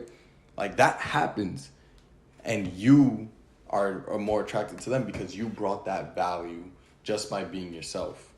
Yeah, 100%. I agree. And then I think that also ties into just overall lifestyle too. Absolutely. Like, your overall lifestyle, like, plays a big role into your ambition. So if you're, like I said, if you're ambitious about playing the guitar and stuff, post yourself playing the guitar. Like, showcase that, yeah, I like playing the guitar. Even if you're trash, who cares? Mm-hmm. Just show that you're trying to get better. Like, that's going to play a role. Like, it's going to bring more attractions. Like, you know what? He's confident enough to post. Like, okay, like, he's trying something. Yeah, he may suck at it, but at least he's trying to be better. Like, the whole point is the effort. Like, just try. You don't have to succeed at it right away or at all, but just try to. Yeah. You know, I think that's a bigger thing. And then a lifestyle in general just plays a big role into it too. Like, and your social life too, because, like, I feel like a lot of people isolate themselves too. I think you should go out, make friends, and you don't have to go out all the time. If you want to go out once, twice a month, even that, it's like, all right, fine, but don't not go out ever. And it doesn't have to be to a bar. It doesn't have to be to drink. You go out for coffee. You go out for a hike. Go out for a walk, bike ride. Maybe you like skateboarding. Maybe you like, I don't know, doing tricks on scooters, BMX tricks. Like it could be anything.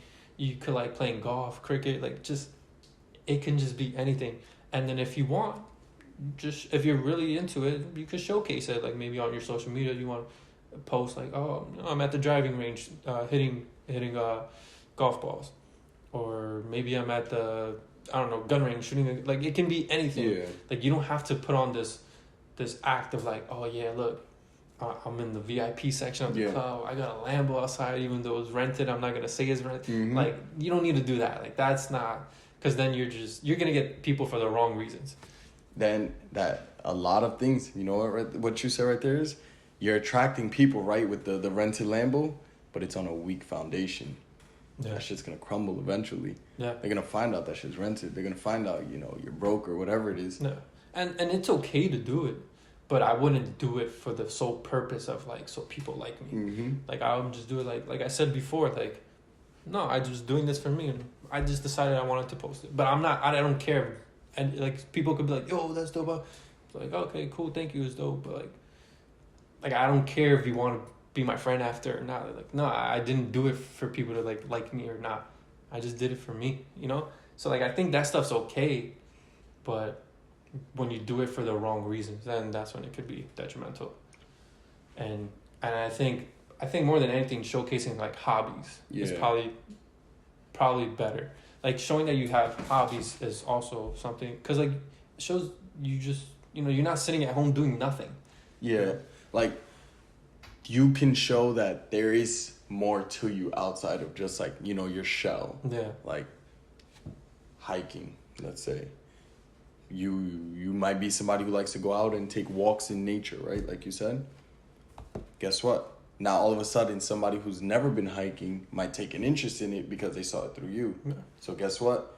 Through association, you become more attractive to them. Yeah, or not only that, you might attract people that do like hiking. And because they like hiking, you feel confident about talking about hiking and going hiking with them. Same thing with video games. I know I brought up the point about video games, but let's say you're very into video games and you like streaming, or you stream or things like that. Even if one person watches your stream of every stream, the fact that you even try and put yourself out there somebody who's into that niche is gonna find that so dope and attractive. Like, damn, that's awesome. Like, I wish I had the confidence to do that, or something like that. And you attract those people. And now when those people that are in that specific niche with you, you're gonna feel so much more confident about it. You're gonna be like, yeah, and you can have a whole conversation. It's gonna help improve other parts. Again, like, I know we keep saying different things and everything, but I feel like it all somewhat correlates together. They're all different pieces to the same puzzle. Exactly. That's how I see it, at least. No, absolutely. Listen, there are many characteristics that go into being an attractive person, right? Because you can have some, but not all, right? Let's say you're ripped, you're super healthy, right? You're 6'3", 200 pounds, pure muscle, right? But guess what? You're dumb as fuck. You don't know how to talk to people. You have no hobbies. You're not really, respectfully, your looks can only take you so far. Yeah. So you got to have more, right? But let's say on the reverse side, maybe you're a skinny guy, right? But, you can handle yourself well. You can talk really well. You're a very interesting person. You like to travel, or you're, whatever it may be. That alone can draw people to you, like, in an attractive way. And maybe you just have a higher self-esteem because internally you're good. Yeah. And that... You have the confidence. Yeah, so you have the confidence, and that is attractive to other people. And attractive to other people in many ways, like you mentioned before. It doesn't just have to be like, trying to attract girls, but trying to attract friends. Yeah. Trying to attract acquaintances, strangers, like that you want to build relationships Network, with. Things like that. Absolutely. Everything. And so the next point I think is probably one of the most important points. The most, bar none, most important. If you don't have this, it's gonna be real hard to get people around you. So please take care of your hygiene, because if you have bad hygiene, ain't nobody gonna want to be around you. You're gonna stink. Hygiene is so fucking important. Yeah. Fuck what I said. This is one of the requirements. Like, this is a bar none one. Like, you can have all of the other ones. If you don't got this, you're fucked. Like, yeah, hygiene I think is one of the most important. Like, I have a statistic here. It said, and the statistic I found said that 61% of women find that a person's hygiene is a direct correlation to that person's self-image of themselves. So this study is more like how women view men with bad hygiene. 61%, so the majority of women, when they look at somebody's like general hygiene of like just surface level, they see it as a direct correlation to their self-respect and how they carry themselves, which kind of ties into what we were talking about before. And that alone is just like, nah, I'm good. Which rightfully so. Like, if this person not brushing their teeth, like, why do I want to fuck with you for? Like, brush your teeth, floss. Like, come on, it's not that hard. Listen, do yourself a favor. Brush your teeth. I brush my teeth 3 times a day, right? I'm also super maniacal about my teeth, right? But brush your teeth at least twice a day, right? Shower. Please shower. Please shower. Use deodorant. Fucking deodorant. And, bro, lotion, my guy. Lotion is so important. Yeah. You don't want your knees to start fires, all right? Come on. Yeah. But also, sorry, before you go in. No, you're good. Also, cut your nails. Another statistic I found, out of all the products for hygiene products that are out there, the least used product is a nail clipper. Listen, that's crazy. Fucking, I barely touch. Not that I barely touch them. I like to get my manicures. Yeah, I get them every now and then. Manicures does not make you. I don't know if I can say the word on YouTube, but does not make you feminine per se if you're a guy. Like, it's normal. Listen, just do what you want to do. Let me tell you why. If you feel good, it's all that matters. Let me tell you why I started getting manicures, right? Once upon a time, senior year of high school, it was during baseball season. I posted a story on Snapchat of me holding something. I don't remember what I was holding. And I remember a girl swiping up and saying, "your nails," and the little like less than sign or whatever. And I was like, okay, lesson learned, right? And around the same time, it was like A$AP Rocky's nails like were going viral. It was a very weird time, right? I don't remember this. No, it was crazy because they were talking about like, I don't know why hands were like trending and shit, but it was like that A$AP Rocky had really nice hands. And I started just like looking at these like wealthier people and these richer people, and you realize, yo, they are all always like perfectly set. Like, they make sure to take care of themselves. Yeah, nails are always done. Eyebrows are always done.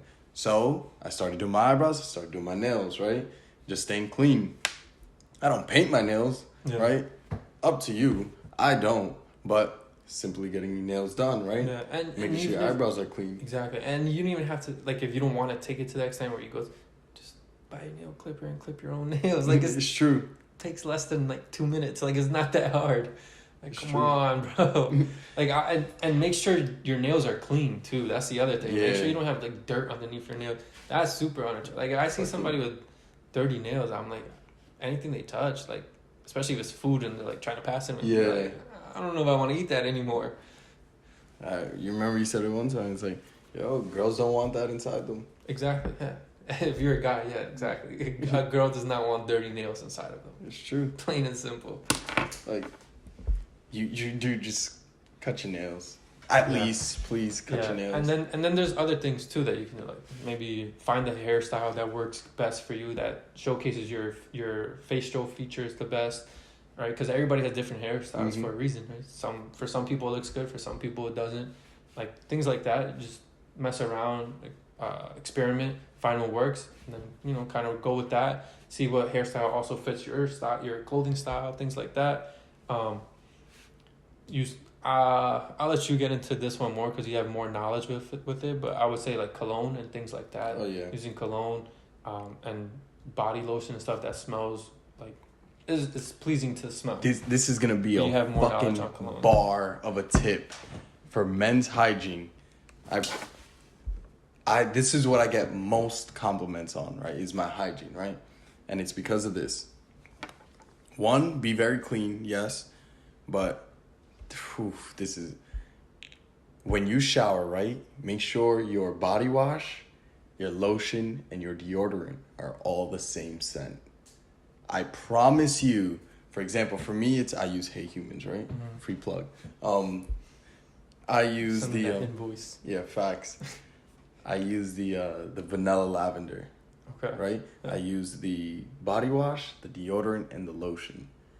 So that's 3 times of the same scent. So it's very potent on me. So even when I don't wear cologne, I work at a fucking gym, right? Yeah. So it's a lot of moving around. So even in just my natural scent, I get complimented very often. And on top of that, matching that with a cologne. So for me, it'd be like finding a vanilla cologne. I currently wear Chanel Blue, but I want to find something that's more potent on the vanilla side to match that, and then experimenting, because there's different scents for different occasions, which is a whole conversation for another time. Like that'll be like another. Yeah, cologne that's like a whole different topic. Like you could talk for hours about it, which I did not know. Not yet. Like, just trust me. Power up, match up those 3, and you'll feel the scent on you. Like you'll feel like you smell good. And then on top of that, cologne plays a big part too. Just you'll just trust me on that. That's one of those you're gonna have to blindly trust me. But yeah, another thing that I think is important too is developing a skincare routine, especially for guys, because like I know it's more common for women to have them. Not every woman does it, but I think a lot do. But guys are really, I've noticed many guys, including myself before, did like never do that. It's just like body soap. Like I used body soap for like 22 years of my life. It wasn't until like the last year I like got like a skincare routine. And I don't know, for me, I noticed a difference. Like I noticed my skin glow different. I get complimented on my skin more too. Like people would look at it and be like, "Oh wow, you have really nice skin. It's like very clean and smooth and stuff." And it's a 2-minute process. Like I just get a facial moisturizer / facial wash, wash my face with it, and then I just put like facial moisturizer. Yeah, and that's it. Like it's that simple. And you like literally right after you do, like you see your skin pop, and like I don't know, I think it's super important. I think having a skincare routine just makes everything look better. And the camera's dying again. Right, so we'll jump into the last point then here for the sake of this. Is above all, if you're trying to build attraction with other people, know that the most important thing that goes into this is being attracted to yourself. Self-attraction. You definitely need to know that, you know what, I am a good-looking guy or girl, or exactly. I am smart, and having that self-confidence towards yourself to know that you are that. So, yeah, exactly. So just, like we said, building that self-attraction. You gotta look at yourself and be attracted to yourself. Not in a cocky way, but like be like, you know, every now and then, be like, damn, I'm a good-looking dude or whatever. So, damn, if you're a girl, like, damn, I look good in this dress or whatever. You know, you don't have to be cocky about it. You don't have to let the whole world know, but to yourself, and stuff. I think that's super important, and it kind of ties into a previous episode, but like understanding that, look, how you look is how you look, and you're born this way, and for the most part, you can't really do much about changing it. So figure out how to make it work for you. And the sooner you accept that and learn that, then probably the sooner you actually become more attracted to people. And people become more attracted to you. Stuff like that. If you looking back at the list here, almost all of the all of the things we said to improve on, none of them were genetics. Yeah. They're all things that are 100% in your control. Yeah. Like you have the choice to. Yeah, like we said in the previous episodes, control what you can control, and let the rest be, and that's it. Listen, I'm not 6 foot, but guess what? If I built all of those things, that's a hell of a fucking person. Yeah. Like. Yeah, 100%. But yeah, again, to tie everything all back together, I think everything that we talked about kind of deals with overall self-esteem, and then that also deals with overall confidence. I think they all kind of play a role together, and when you excel at one, it bleeds into everything else, and which then allows everything else to excel as well. So yeah, again, there's our take on low self-esteem and building attraction and all that other stuff. If you have any comments or tips or perspectives or things you want to say, please leave them in the comments down below. I know this was a much longer episode than usual, because we kind of got really into it. Yeah. But again, please leave your perspectives, your ideas, things that you think might make people more attractive or build self-esteem and confidence in the comments down below. Let us know what you think, all that. I want to hear different sides. If there's something I said that you don't agree with, please let me know too, because I want to be wrong. So please, same here. I want you guys to prove me wrong or to provide more knowledge and perspective to me. And with that being said, episode 5 of the Lost Boyz Podcast, the number 1 podcast on Mars. On Mars, baby. See ya. Peace.